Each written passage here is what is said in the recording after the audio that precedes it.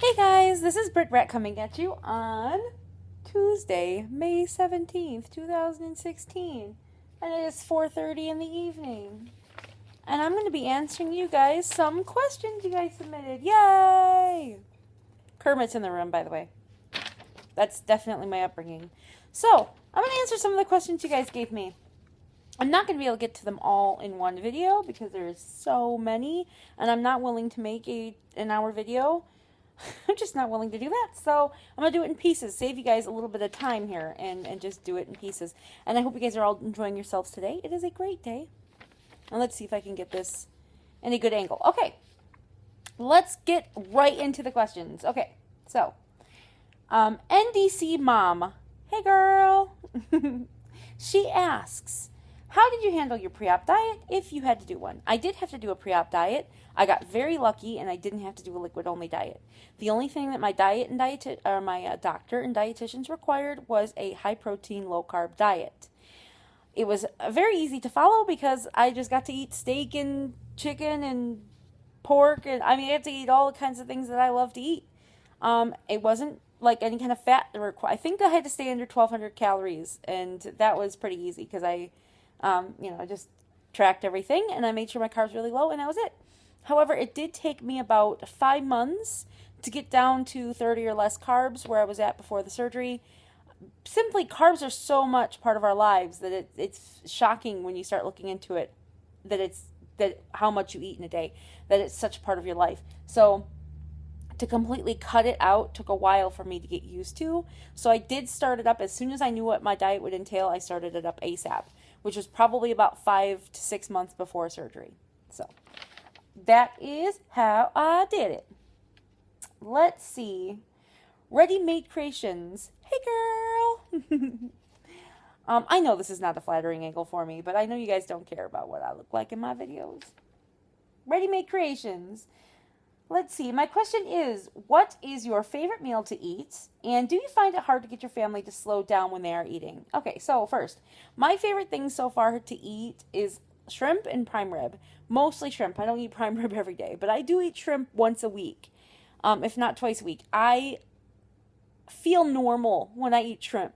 Okay, so firstly, shrimp goes down really easy. It sits really easy in the stomach, and I love the way that shrimp tastes. I've always been a shrimp person.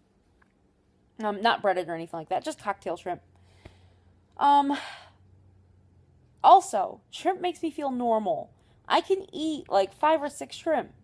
Like, I can eat 2.5 ounces of food. And beef, it's like this big, like 2.5 ounces of beef or pork or whatever. It's very small chicken.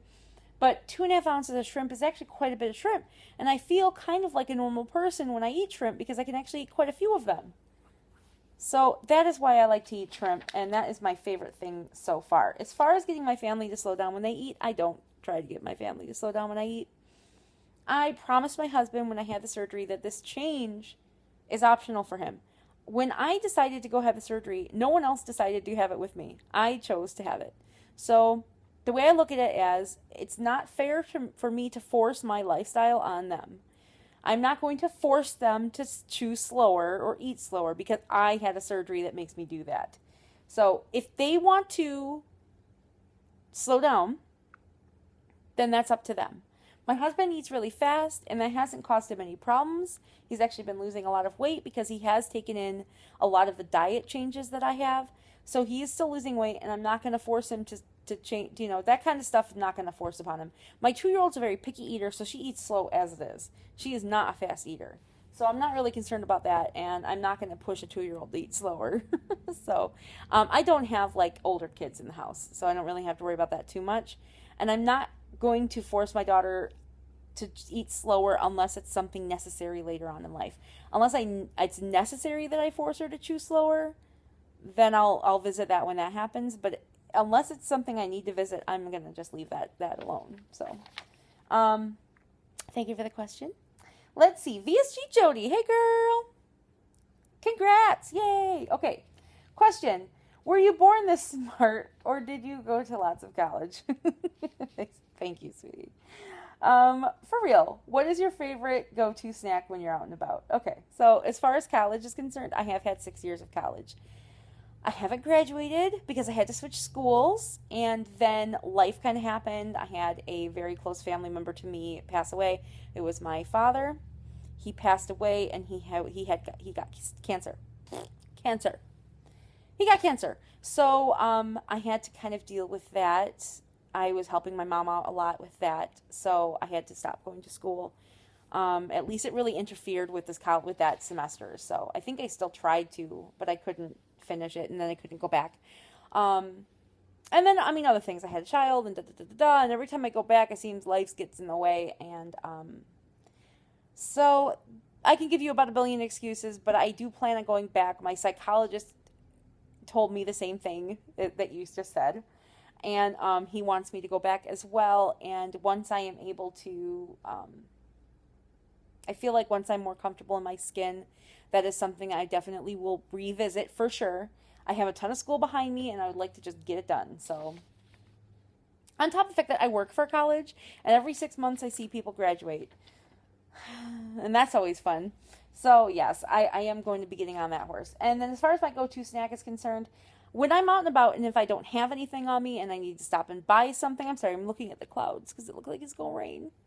I usually pick up peanuts or beef jerky. Those are my go-tos. If I have it with me, usually I grab a Power Crunch bar and I eat half of it, or I drink a protein shake, like a Premier protein shake. So those are my go-tos for snacky time. Thank you, Jody. Okay. Next question. Robin VSG. Hey, girl. She asks, after you hit your goal, or even before, do you have any aspirations of getting into law enforcement? You have the right personality. Thank you so much, Robin. Okay, so here's the deal. I'm a security guard. I'm a security guard at college, and I've been doing that for 10 years. I have thought about maybe moving into like the dispatcher or working in a prison or something like that, but I make more than they would make hourly. So I'm pretty comfortable with the amount I make. I like working for a college. The benefits are really good, so I'm pretty happy with where I'm at. If I left, I would be making less. If I left going to do dispatch or going to be a prison guard, I would make less money than I make now. So it's not really something I really want to do. Also, I've been doing this for 10 years, which is probably why you think I'm fitted for that role. However, it's not something that I've ever aspired to do. It's something I kind of just fell into, but it's not something I've ever seeked out to do. All of the things that I have done in college has been more geared towards like psychology or like IT type things. It has never really been for law enforcement. I do work for a police agency. The main college that we are branched off of, they are actually sworn officers, so they're actually police, and we're part of that. And so all the procedures that I use are real law enforcement procedures. It's not just some like some weird security guard thing. I'm also trained with an ASP and tactics. I've been pepper sprayed. That was super fun. All those things, and since I work at a college, we go through sexual harassment and trespassing things, all the whole gamut we go through. So I'm definitely well aware of it. I have a ton of friends that are in law enforcement. I work with a lot of law enforcement agencies day to day, so I am very familiar with the territory, and that is probably why you identify me with that. It's not something that I need to lose weight to do. I am pretty proficient in it as it is. I do a lot of walking. I do a lot of running and doing all that stuff. My weight has never been a problem with that kind of thing. The reason I got the surgery is because it started to be a problem. So I started to breach on seeing that as an issue. So, but up until now, my weight has not held me back in doing any of those kinds of things. But I don't aspire to do it. I think that I would consider doing like a park ranger, DNR type stuff. But there are few and far between jobs in that arena. Like there isn't many. Even up here in the woods and stuff like that, it's just people like to hold on to those jobs. So there isn't many openings when it comes to that kind of thing. So that'd be something I'm interested, but I'd be more actually interested in the psychology type stuff. So I've always been interested in that kind of thing. I've always done well in that kind of arena, and that's more what I'd be, I think, geared towards. But thank you so much, sweetie. I do love my job. I actually do really like doing what I do, so. Okay, Lulu and Sony. Hey, girls. Hey. What has been the best NSV since surgery, and what has been the worst or experience or thing that's happened since surgery? Okay, so my best NSV has definitely been my ring coming off. That was a fucking asshole ring. It just stayed on forever. I had that ring on for like 2-3 years and it just would not come off. And then like the week 2 or 3 after surgery, it just popped right off. I was so thrilled when that came off, and it needs to be fixed, and I've been waiting for it to get fixed for like a year or 2, and it just hasn't come off. So I was so thrilled when that came off, and that was the best NSV so far. Nothing has topped that, I swear to freaking God. And then as far as like the worst thing that's happened since surgery is probably the dysphagia, like not being able to swallow because your throat gets so tight, your esophagus gets tight, and that's annoying. That wasn't really annoying. It's pretty much gone now, but that was super annoying. It'd be like I'd take a small sip of water and be like swallowing a rock. It was the most annoying shit in the world. I didn't like it, but I haven't really had too many complications, luckily, except for that one thing that was annoying as shit. But that was more annoying than it was a complication. So, thank you for the question. Next question, Tara Thrives. Hi, Tara. Hey, girl. What was the first food you ate after surgery that you probably shouldn't have? Either too early or was not on plan, or have you been a good patient the whole time? No, I haven't been perfect. I wish I have. I'm not one of those people.